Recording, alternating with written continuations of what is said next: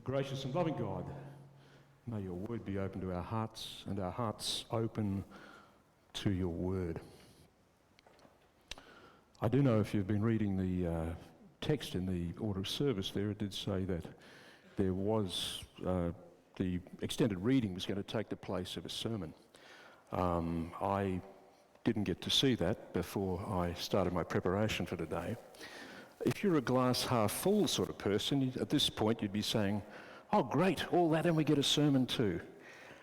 If you're a glass half empty person, make your own arrangements. But I just would like to share a few thoughts with you about the earlier reading today, the reading about Jesus' triumphant entry into Jerusalem.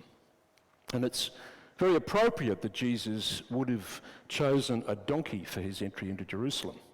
I don't know if you've seen a donkey up close, but there's a little mark on the back of a donkey, a different coloured hair, different textured hair that makes the form of a cross. Why do I know so much about donkeys? Let me share a little story with you. Once upon a time, in the early Jurassic period, I was a country parson in outback New South Wales. And every year, one of the features of our Palm Sunday observation was a ecumenical procession up the hill. And we were led by not one but two donkeys. One of the farmers had a donkey, but it wouldn't go anywhere without its little donkey mate. So we had to have two donkeys at the head of the procession. And so all of the local clergy, all of the people gathered together. We came out of our respective churches on Sunday morning and made our way up to a vantage point at the top of the town. Every year, the proprietor of the local newspaper had on the front page of the paper, the town paper that week, I told you it was a long time ago, towns still had their own newspapers, which was, will give you an idea of how long ago it might have been. But there was a photograph, staged photograph of the two donkeys and all of the clergy. So all of the denominational clergy, and the caption read something along the lines, "Can you pick which one is the donkey?" So we all played along with it and it was a lot of fun. But it did mean I got to have a close-up look at a couple of donkeys as a consequence. Now Jesus knew that week that began his triumphal reception would become one when people's welcoming shouts of Hosanna would somehow change into cries of crucify him. Although I stress we do need to be very careful whenever we assert. You might have heard this in a sermon, you know, the crowd one day were shouting cries of acclamation, and then in a couple of days' time they changed to shouts of condemnation, of crucify him. It's not entirely clear from the historical context and so forth that that's really the case. Neither does it really matter. What matters is that the common bond between both crowds is not the fickleness of the human heart, but rather the lack of genuine knowledge and understanding and worship of that humble Messiah and suffering servant. So much then for public opinion.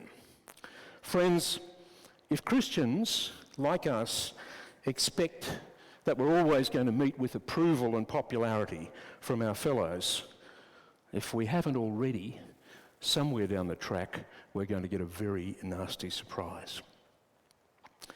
If that's the way they turned against Jesus, imagine how they'll turn against us. We will certainly not be treated any better, will we? I think in several ways, and not the way that the newspaper proprietor in that little country town imagined, we all resemble the donkey on which Jesus rode into Jerusalem. In our baptism, we were all marked, weren't we, with the sign of the cross, to remind us that we should not be ashamed to profess the faith of Christ crucified. But even more importantly, Jesus has chosen us to carry him into the midst of the people in Wynnum, in St Lucia, where I come from, in Brisbane, wherever we live, wherever we work, wherever we lead our lives. Whether we like it or not, you and I are the Jesus carriers of the 21st century. Whatever we do, things great or small, deeds virtuous or sinful, Jesus will be judged in the popular mind. Not principally by what's written in the Bible, not principally by what we tell people or proclaim, but what we ourselves do and say in public and private. In the public eye, if you or I do something that's kind, that's virtuous, that's helpful, that's worthwhile, regardless of its religious derivation or context, if we behave like that, Jesus is glorified. But sadly, when we sin, whether that sin is a sin of omission, whether it's just something mean, whether it's something selfish, whether it's something careless, or heaven forfend, if it's something absolutely wicked, whenever that happens, by our actions, by our deeds, the glory of God is diminished. Just let that sit with you for a minute. What a responsibility that we have. People are going to look to us to form an idea, to get a sense of who Jesus is, who Jesus was, and what Jesus is doing in the world. As I said, what a responsibility.